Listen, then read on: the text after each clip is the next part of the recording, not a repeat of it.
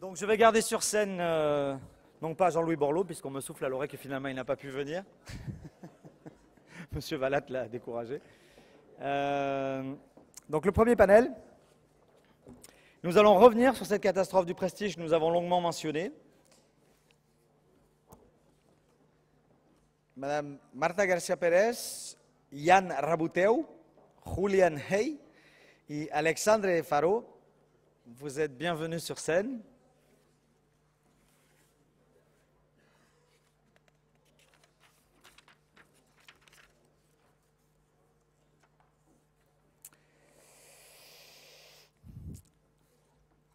Donc, Marta García Pérez vient elle aussi de Galice. Nous avons longuement parlé et nous allons longuement parler de sécurité maritime, des enjeux de l'économie, de la société civile, du droit, de la réglementation, des politiques publiques, des citoyens, des bénévoles, tout le long de ces 2 jours. Mais évidemment, nous sommes dans aussi un sujet extrêmement concret et la Galice est celui qui récemment a payé le plus gros prix de cette terrible catastrophe concrète. Marta vient de Galice, elle va pouvoir retracer en détail l'histoire du naufrage du Prestige et nous parler des réactions que peuvent susciter une telle catastrophe. Marta.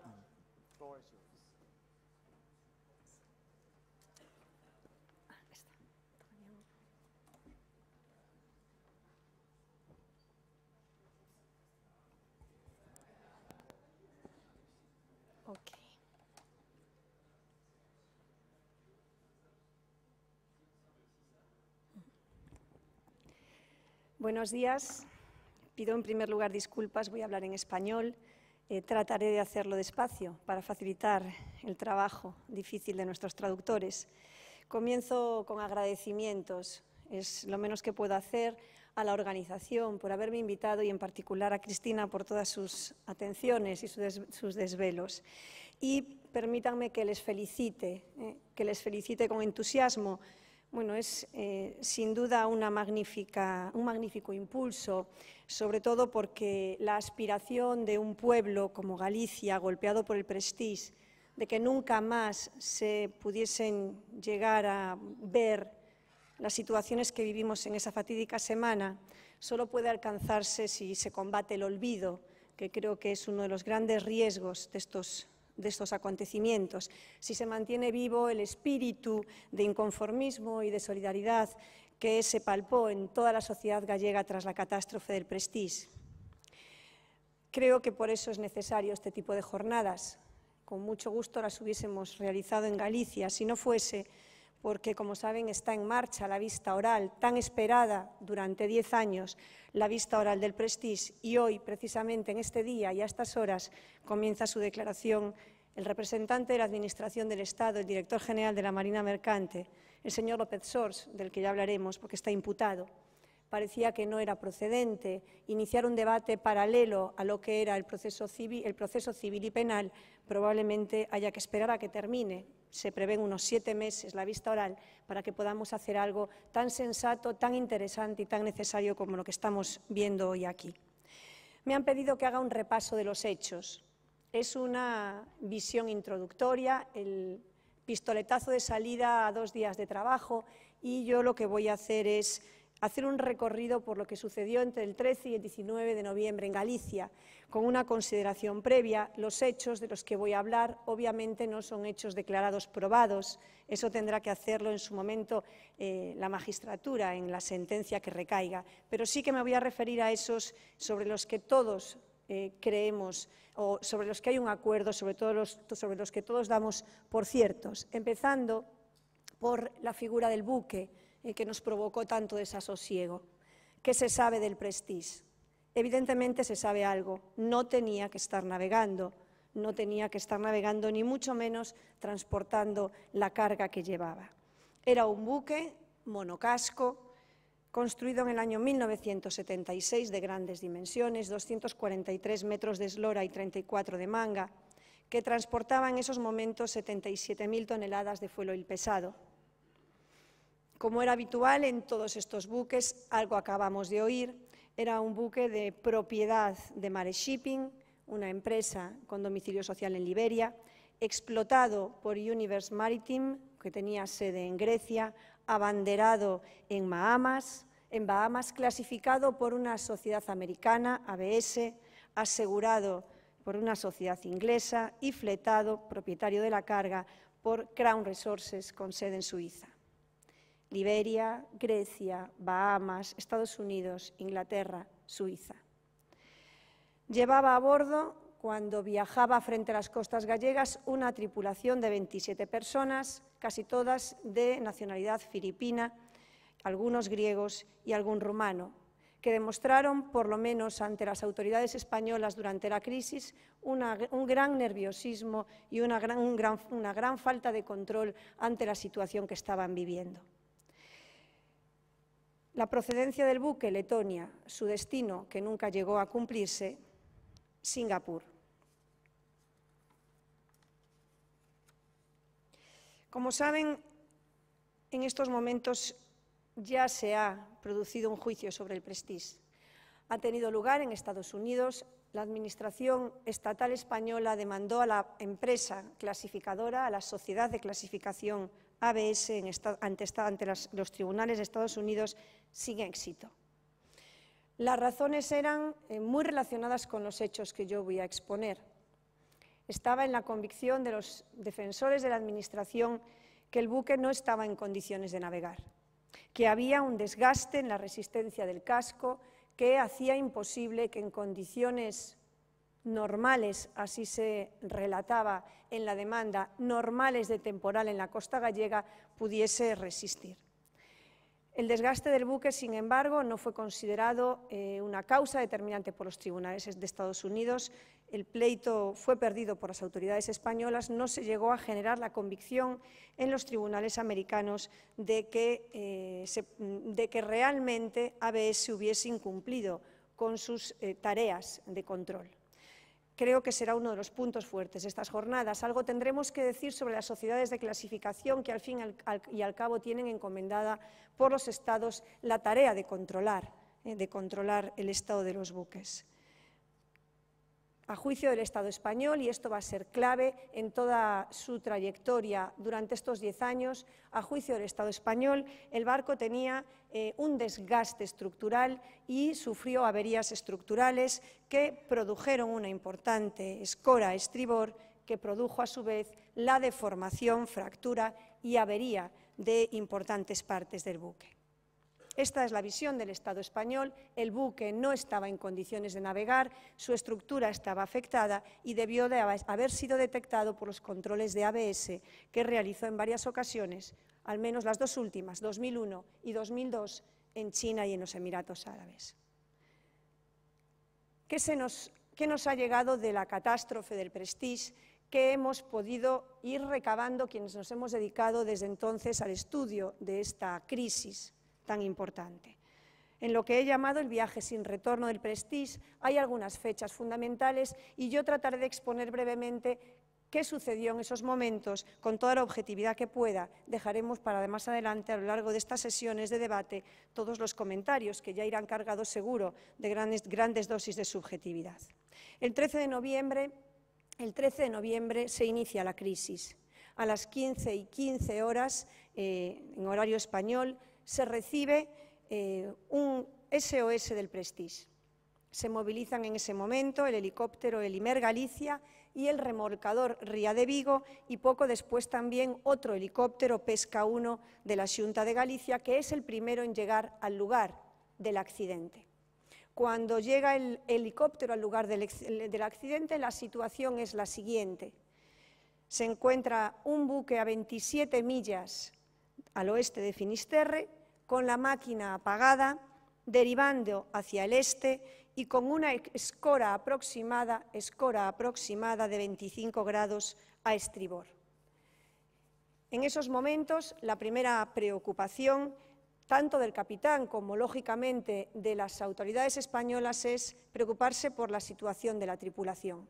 El capitán pide que la tripulación sea rescatada por las circunstancias que se viven a bordo y a las 17 horas, entre las 17 y las 18 horas, son evacuados primero 7 tripulantes filipinos, finalmente otros 16 filipinos y uno rumano, y quedan a bordo del buque 3 personas el capitán Apóstolos Mangouras, el primer oficial Ireneo Makoto y el jefe de máquinas Argyropoulos, que son los imputados en la causa penal junto al director general de la Marina Mercante.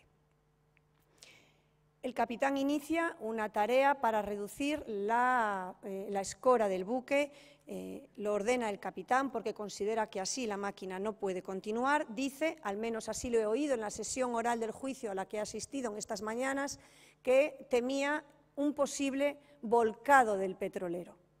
Por tanto, su primera preocupación es conseguir evitar que el buque siga escorándose y consigue enderezar el buque hasta reducir la escora de 30 a 8 grados. Para la Administración del Estado, para las autoridades marítimas estatales, se sometió en estos momentos al buque a un esfuerzo excesivo y se le dejó a merced del oleaje, precisamente batiendo sobre el lateral dañado, que estaba en ese momento muy sobrecargado.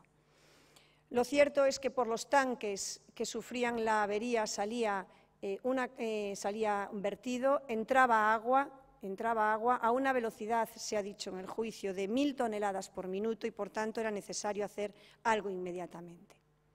Bueno, cuando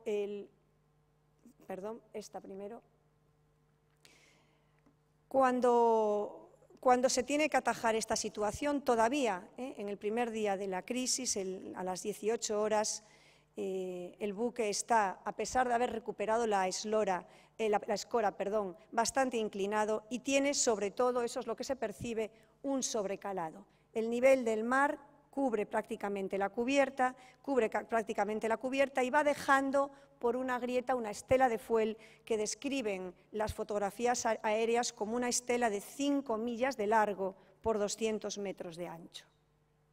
¿Qué produjo esa gran grieta que se encuentra, se puede ver perfectamente en la fotografía de abajo? ¿Qué produjo esa gran grieta en un costado estribor del Prestige?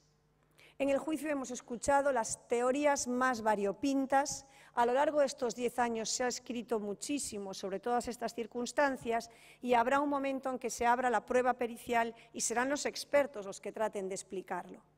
Por las noticias que se han ido conociendo hasta ahora, en lo que va de juicio oral, que es muy poco, pero donde ya se ha pronunciado el capitán y donde ya se ha pronunciado el jefe de máquinas, las teorías son que una ola gigante golpeó al Prestige, que se oyó un gran estruendo, que probablemente fue el impacto de algo arrastrado por la ola. Se habló de un tronco gigante, se habló de un contenedor a la deriva e incluso se habló de un submarino, no sé dónde acabó el pobre submarino, un submarino que golpeaba contra el Prestige. Lo cierto es que tanto el capitán como el jefe de máquinas dicen que es algo extraordinario, sobrenatural, que nunca antes en su larga experiencia en la navegación habían vivido y que a partir de ese momento el buque se colapsó. Se apagó la máquina y ya no hubo forma, se reventaron las tapas de cubierta por la presión, empezó a salir fuel por todas partes y ya no hubo forma de hacer nada más. Entre las 18 horas del día 13 y las 12:40 horas del día siguiente se produce sucesivos intentos, casi siempre frustrados, hasta las 12:40, de intentar enganchar al Prestige y darle remolque. ¿Qué pasó en todas estas horas? ¿Qué provocó que se retrasase tanto la captura del Prestige por los remolcadores? Es algo que probablemente descubriremos a lo largo de estos meses de vista oral. Lo cierto es que en los documentos que ya conocemos de la instrucción, en declaraciones que han hecho los propios imputados a la prensa y en algunos informes técnicos que han sido publicados, se dice que el capitán del buque estaba negociando con su armadora el contrato de salvamento, que tenían la intención de no autorizar el remolque a las autoridades españolas mientras la empresa que finalmente se hizo cargo del Prestige, la empresa Smith Salvage, pudiese llegar a un buen acuerdo con la empresa encargada del buque. Esto es una suposición, yo no lo afirmo. Realmente se oyó esta tesis durante mucho tiempo. La operación de remolcado no se produjo, sin embargo, hasta el día siguiente, hasta bastantes horas entrado ya el día siguiente. Los problemas que se plantearon esa noche fueron todos los posibles. La propia noche es un problema cuando se está en la mar, pero además no había personas suficientes a bordo. Había solo 3 personas, todas las demás habían sido evacuadas. El propio capitán del Prestige tuvo que pedir nueva tripulación a las autoridades españolas. 3 personas de la Capitanía Marítima Española tuvieron que entrar a bordo del Prestige para intentar arrancar la máquina. Y por otro lado, no funcionaba nada de lo que tenía que funcionar por falta de energía en el buque. El molinete de proa estaba averiado, el molinete de popa, que era manual, era inaccesible, según las descripciones que nos dieron en el juicio el capitán y el jefe de máquinas, porque la cubierta estaba impracticable por el oleaje y por el fuel vertido. Lo cierto es que solo a las 12:40 horas del día siguiente, del 14 de noviembre, se consigue enganchar el Prestige, se arrancan las máquinas una hora después y aquí se da la orden de ponerlo rumbo 320 grados, cuando el buque ya se acercaba peligrosamente a la costa y se decía había riesgo de embarrancamiento al estar solo a 5 millas de la costa gallega. Esta es quizá la decisión más trascendental de cuantas se pudieron tomar en ese momento. La orden de alejamiento del buque de la costa ha sido calificada de todas las formas posibles. ¿Quién tomó esa decisión? ¿Por qué se tomó esa decisión? ¿Y qué opciones se valoraron? No me voy a adelantar a lo que declara el propio autor de la orden, que está declarando en estos momentos en el juicio, pero sí puedo hablar de las decisiones que se barajaron, porque han sido publicadas por la propia Xunta de Galicia en un libro que se titula La fuerza de los hechos y que está además prologado y autorizado por el entonces conselleiro de Pesca, el señor López Veiga. Se dice que la Consellería de Pesca se vio ante 3 posibles opciones, 3 situaciones posibles que afrontar y se tomó la decisión que se consideró técnicamente más correcta. La primera era el trasvase in situ de la carga. Había que intentar, se decía, esta era una primera opción, trasvasar toda la carga de petróleo de un barco a otro en el momento y en las circunstancias en las que el buque se encontraba. Esta tesis se descartó porque se dijo hay un grave riesgo para los 2 buques y hay un grave riesgo de causar una grandísima contaminación si esto se frustra y fracasa a solo 5 millas de la costa, porque va a ser inmanejable. Se descartó, por tanto, el trasvase in situ y se planteó en segundo lugar, esta fue la segunda opción, trasladar el puerto a un lugar de fondeo. Trasladar el buque a un lugar de fondeo, llevemos el buque a un lugar tranquilo, puede ser una ensenada, puede ser un puerto y hagamos allí el trasvase de la carga. Se valoraron los puertos de Coruña, de Ferrol y de Vigo. El de Vigo se descartó desde el inicio por la riqueza acuícola y piscícola que tienen las Rías Bajas. El daño que se podía causar era el mayor de todos los posibles si el barco tenía un problema en esa zona, y se descartó finalmente el puerto aparte de que el puerto de Vigo no tiene terminal de petroleros, era una gran dificultad, pero se descartó el puerto de A Coruña, que sí que tiene terminal de petroleros, y el puerto de Ferrol, porque se decía tenía escaso calado y acceso complejo. Era difícil acceder y había poco calado. No se llevó a un lugar abrigado, se barajaban 3 rías gallegas, la ría de Ares, la ría de Corcubión y la ría de Vigo, porque se decía el buque iba a quedar demasiado expuesto al temporal y hay riesgos de causar grandes daños a la riqueza acuícola de todas estas rías. En fin, la tercera opción era alejar el buque. Que, como saben, es la que se tomó. Se consideró, así lo dijeron las autoridades, la opción menos mala de las 3 posibles.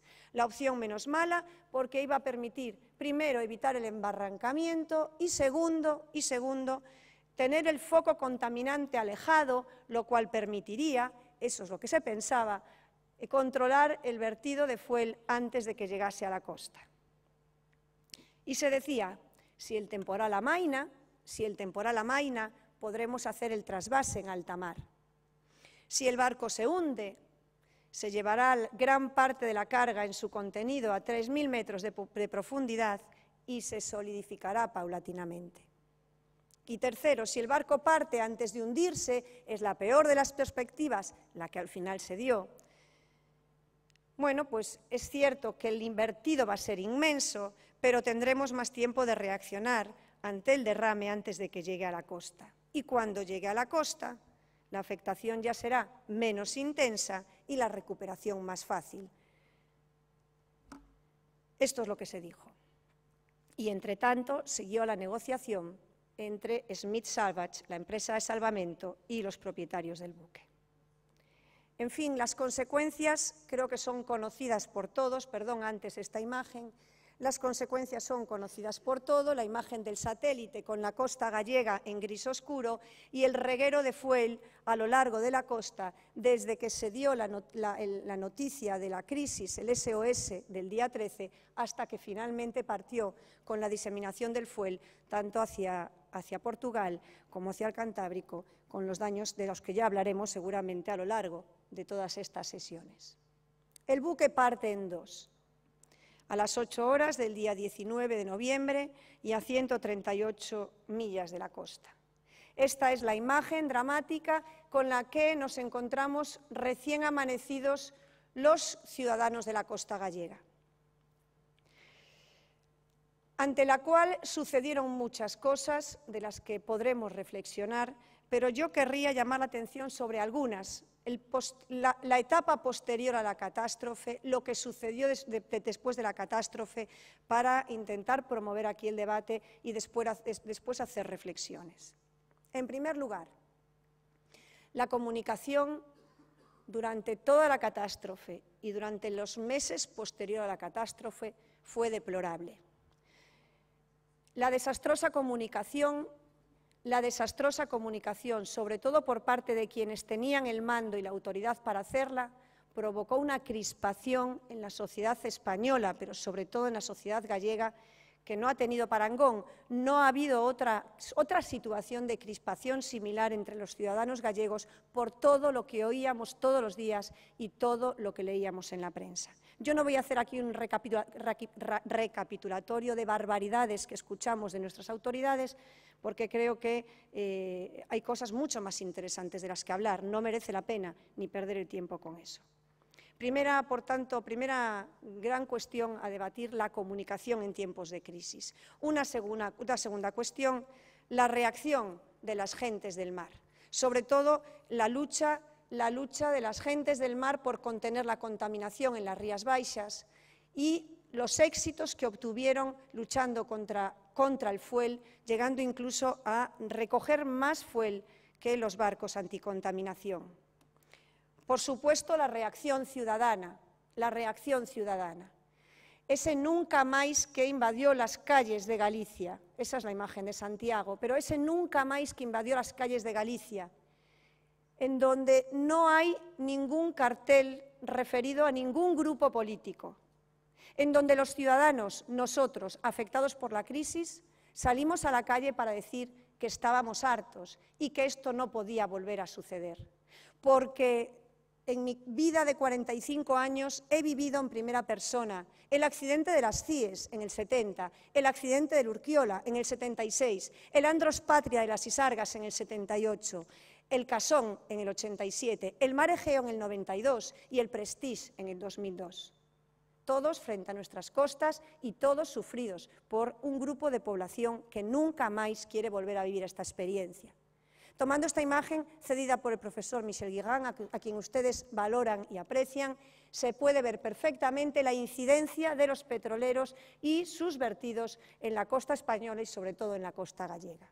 Me quedo, por tanto, con el movimiento ciudadano y me quedo, porque sería injusto no hacerlo, con la solidaridad colectiva de personas que no eran de Galicia y vinieron, sobre las que se ha dicho mucho ahora y me encantará seguir escuchando cosas, porque probablemente tienen que trabajar si lo hacen en otras condiciones, o tal vez, y ojalá, no tengan que hacerlo nunca más, o bien porque esto no se vuelva a producir, cosa imposible, o bien porque ya estamos organizados de otra manera.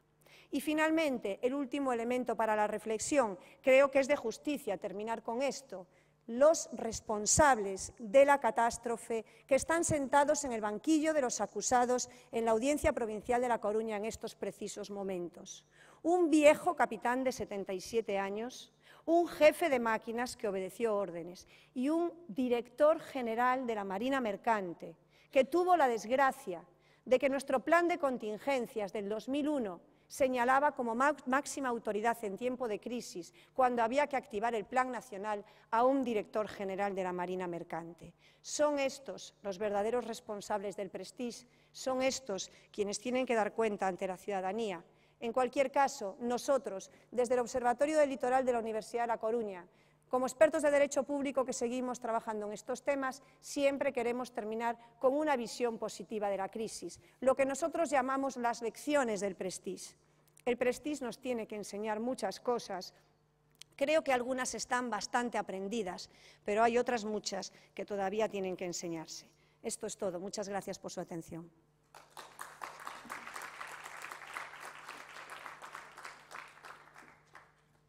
Muchísimas gracias, Marta. Nous allons enchaîner. Donc Marta vient de nous parler de ce que nous savions, des interrogations qui vont être dévoilées, j'espère, dans les quelques semaines à venir, de celles que nous allons devoir traiter lors de cette conférence. Nous devrions, dans les interrogations, savoir immédiatement si la technologie aussi est en place. Je devrais apparaître